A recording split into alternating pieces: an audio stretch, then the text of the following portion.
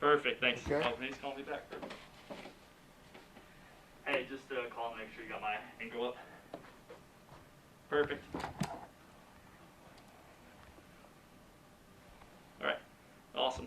We are too, so I'll get it going. Yeah, I got you. Yeah, thanks, Andy. Bye. He just want to say thank you and he really appreciates your time. Not happy to do it. Okay, and then can you just count to 10 real quick? Actually, Sure. just to 5. Sure. 1, 2, 3, 4, 5. Perfect. Got you. A, B, Sounds C. good. Okay. And I'm just gonna stand Yeah, just to the side yeah, of my camera. Perfect.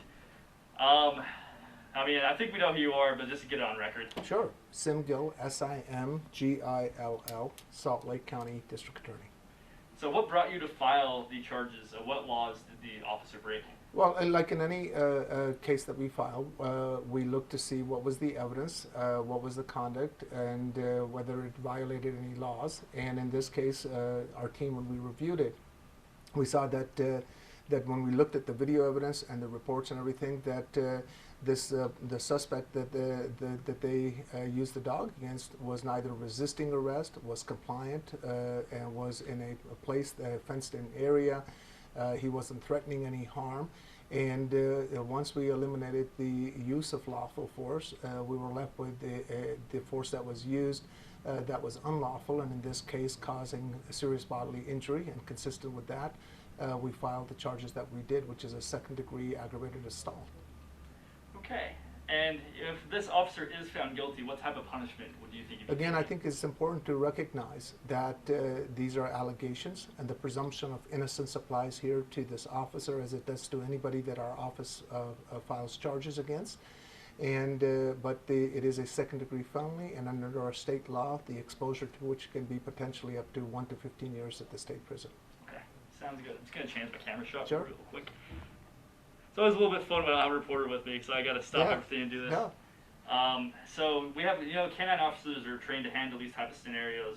What went wrong here, and did the body cam kind of give you the grounds to charge him? Again, we relied on all sorts of different evidence, including the reports that were generated by this incident, as well as looking at the body cam video footage to make our final decision.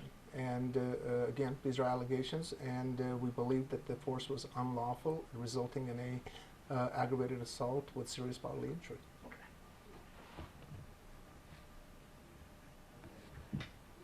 So did any other officers try to intervene in this, and are you filing charges against anybody else? No, at this point, at the decision that we made is against a particular officer and the allegations against him. And but as I noted in our probable cause statement, we had multiple different officers who were engaged with Mr. Ryans, and who seemed to be very compliant and engaged with them and responding to them. And so there was no other issue that was of concern with the other officers. Just real quickly, can you just take me kind of through, when this happened, when it happened, and what exactly went on?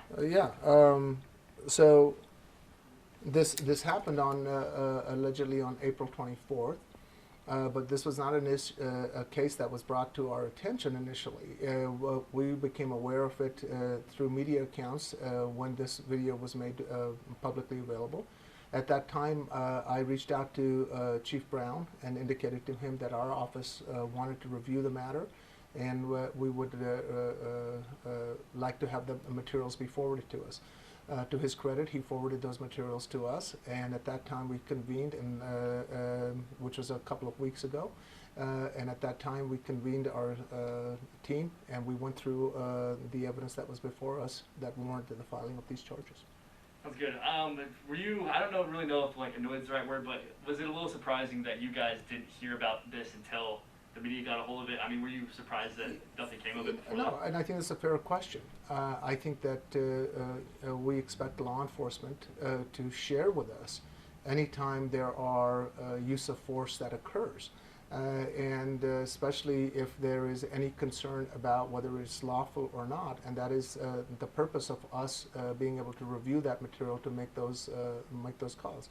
So yes, I was surprised that it was not forwarded to us, But I'm glad that when we did become aware of it, we made that request, and we told the Salt Lake City Police Department that we wanted to review it, and it was something that we felt very strongly about.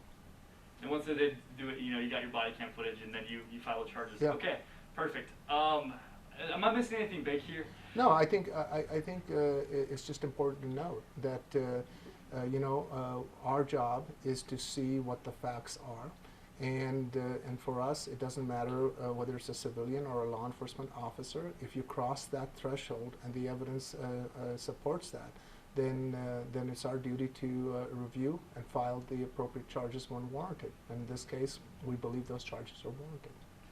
Sounds good. I don't think I have anything else for you. Okay. If you don't Sounds have good. anything else to say. Sounds great. Thank you.